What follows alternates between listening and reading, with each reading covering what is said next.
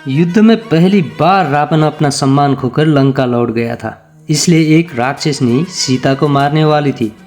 क्योंकि ये घटना का जड़ सीता थी, त्रिजटा ने उस राक्षसनी का प्रहार रोकती है।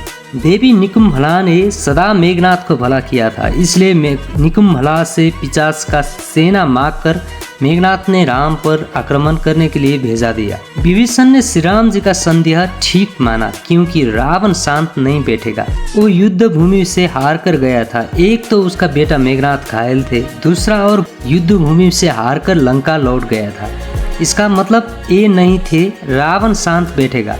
वो तो अब पहले से अधिक शक्तिमान और माया जाल रचने वाला था। विभीषण ने राम जी को कहा, ये गगन में चिड़ियों का भीड़ आने का मतलब होगा रावण कुछ अनिष्ट करने वाला है। अब माया युद्ध करने वाला है। जो अब तक युद्ध हुआ उससे अधिक हानिकारक और डरावनी युद्ध होगा, जो अब तक हम लोग सोच नहीं सकते। ये संदेश सुनकर श्री राम जी ने पूरा सैनिक को रात्रि में सतर्क रहने का आदेश दिया।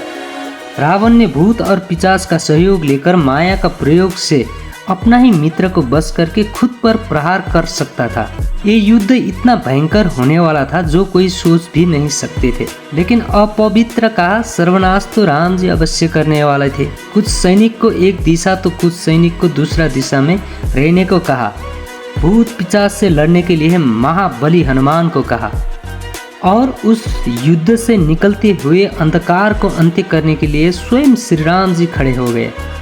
मंदोदरी ने बार बार रावण को सीता लौटाने को कहती है, क्योंकि रावण का मान सम्मान सदा उच्च रखने हेतु सीता को भी मान सम्मान स्वरूप राम का साथ लौटाना ही पड़ता था। लेकिन लंकेश ये बातें मानने वाला नहीं था। मुंह मोड़ लिया मंदोदरी से। समझाते समझाते थक चुकी थी मंदोदरी। लेकिन रावण पाप का घड़ा में दबते जा रहा था, जो अब कभी नहीं निकल सकता था।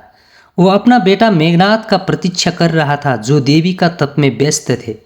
इसी क्षण ये एपिसोड समाप्त होता है। दोस्तों, कल का एपिसोड में क्या होता है मैं ज़रूर लेकर आऊँगा। वीडियो पसंद आए तो लाइक सब्सक्राइब अवश्य करना। कमेंट में जय श्री राम, जय हनुमान अवश्य लिखना। जय श्री राम।